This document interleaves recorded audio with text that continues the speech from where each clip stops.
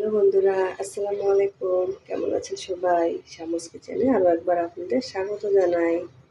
লাউয়ের ছালগুলো ফেলে না দিয়ে আমরা কিন্তু একটা এগুলোর বড়া বানিয়ে খেতে পারি। তো চলুন আমি প্রথমে কেটে নিই। তো আমি এখানে লাউয়ের ছালগুলোকে এরকম কুচি কুচি করে কেটে নিয়েছি, আর আমি ভালোভাবে এটাকে ধুয়ে নিয়েছি। তো এখন আমি এর মধ্যে পেঁয়াজ দিয়ে দিচ্ছি।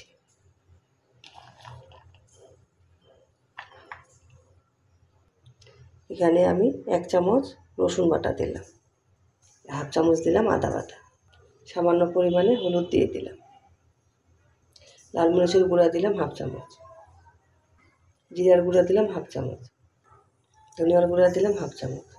তো আমি এখানে 3টা কাঁচামরিচ এভাবে কুচি করে নিয়েছি, দিয়ে দিলাম। এখানে আমি 1/4 কাপ বেসন দিয়ে দিলাম, 1/4 কাপ চালের গুঁড়া দিলাম। তো এইসব কিছু এখন আমি ভালোভাবে হাত দিয়ে মেখে নেব।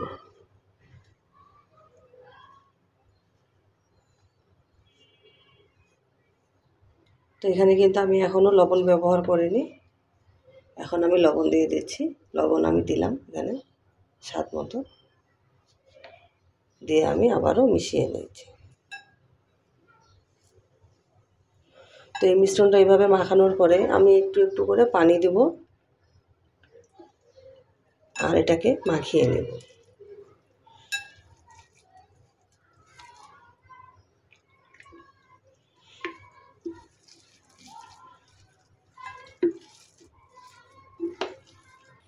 তো মিশ্রণটা কিন্তু আমার মাখানো হয়ে গেছে। দেখেন, যখনই এরকম একটা শেপ দেওয়া যাবে তখনই ভাববেন যে এটা হয়ে গেছে মাখানো।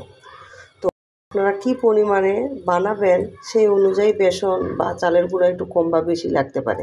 আপনাদের প্রয়োজন হলে আপনারা কিন্তু পরেও অ্যাড করতে পারবেন, কোনো অসুবিধা নেই। তো আমি এখন ভাজতে চলে যাচ্ছি। তো বড়াগুলো ভাজার জন্য আমি এখানে প্যানের মধ্যে তেল দিয়ে দিলাম। তেলটা আমার গরম হয়ে গেছে। তো আমি এখন এগুলো ছেড়ে দিব বড়াগুলো।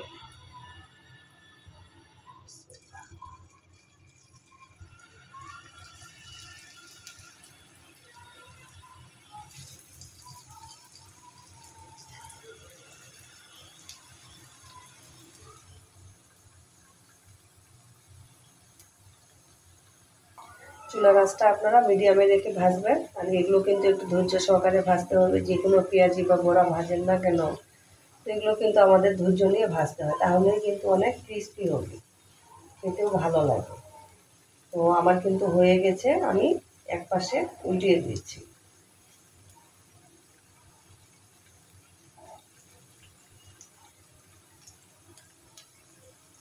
তো আমার কিন্তু সুন্দর একটা কালার চলে আসছে। এই সময়ে আমি তুলে নেব। অনেক বেশি, এর থেকে বেশি করে ভাজলে কিন্তু এগুলো খেতে তিতা লাগবে। তো আমি এগুলোকে তুলে নিচ্ছি।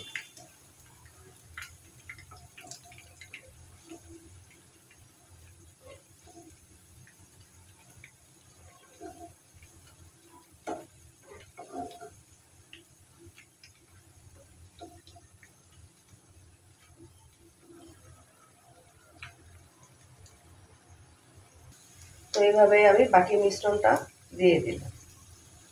বন্ধুরা, আমার কিন্তু সবগুলো বড়া ভাজা হয়ে গেছে।